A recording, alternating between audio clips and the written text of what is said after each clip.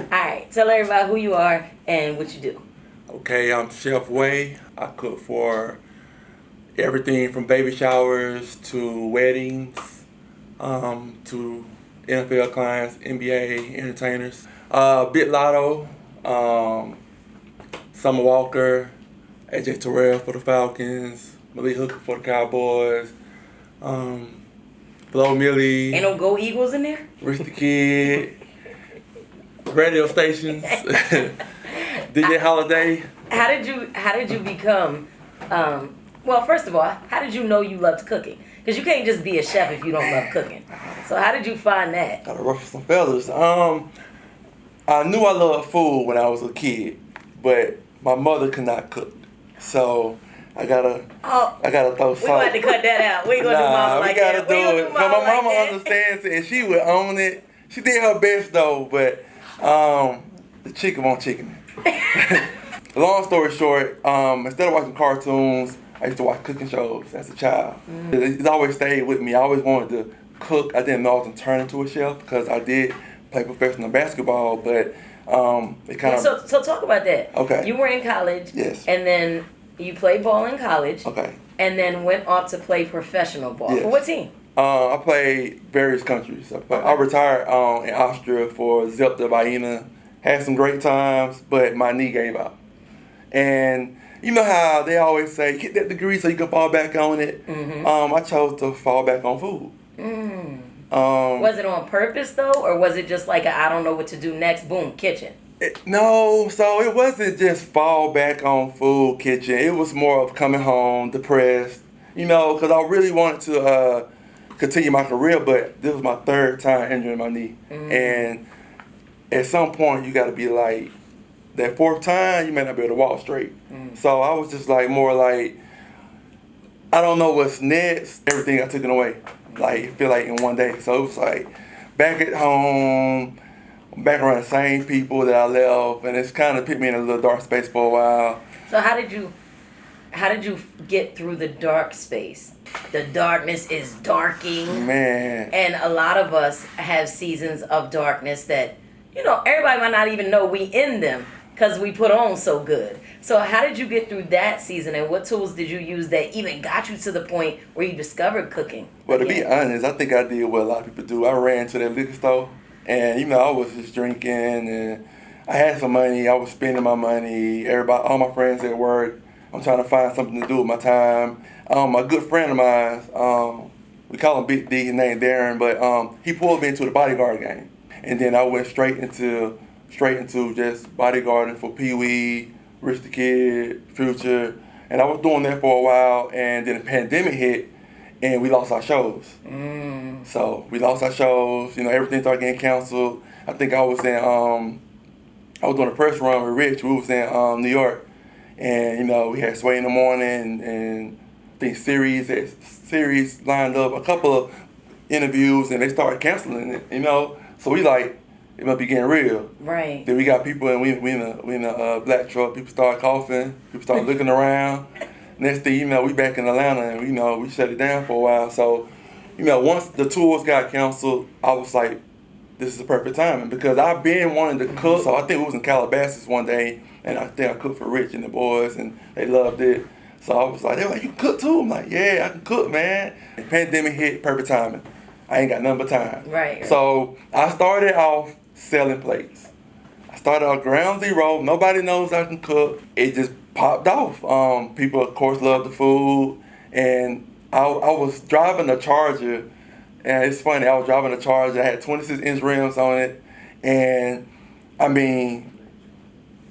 delivering 4 or 5 plates within an hour across Atlanta with all these potholes was crazy. I'm talking about, I'm out of crap about 3 rims. Was there ever a time where, even when cooking, where you felt like you wish that didn't happen to your knee, or you regretted any of the design that brought you to where you are right now? I do, but I don't take my path for granted. I feel like everything happens for a reason, and if you're not doing it, then it was meant to be a short stop, a little pit stop for you to continue on in your real purpose. Like I feel like basketball was something obvious for me to do, but popping back as a chef was something that nobody expected. Not even myself. All I hear is God lining your steps the Yes. whole way in a way that you didn't even know, Yes. existed. So talk about how, you have faith in God. Yes. How do Big you faith. how do you think that what do you think God was doing with you the whole time?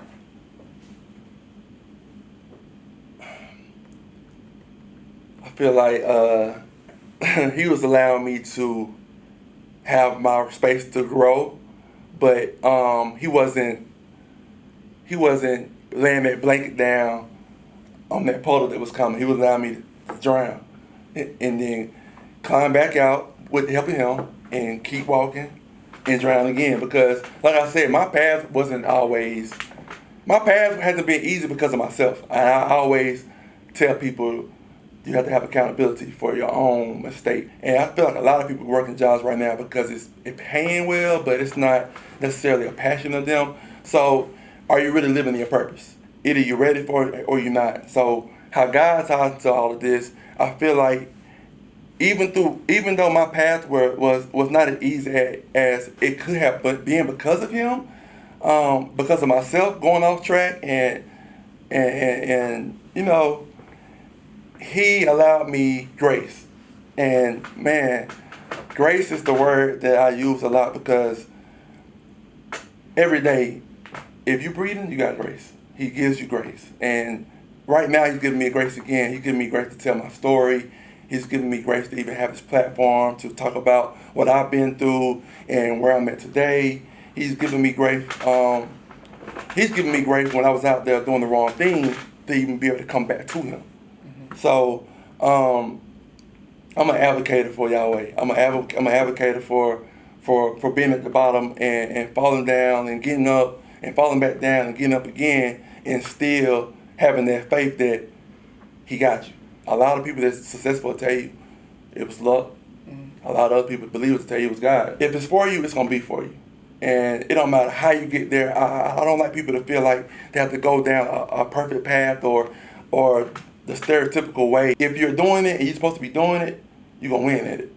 On the path to purpose, at least for me and everybody else I've spoken to, so I'm going to assume it's you too, there's a time in your journey where you feel like you really broke. And where God kind of left you in that. And you felt like not only had you lost everything that you thought you needed, not only had you sacrificed, all of yourself to obtain it, and now you're without it, but you don't even know what's next. And what was that moment for you? That moment was when I stopped playing basketball.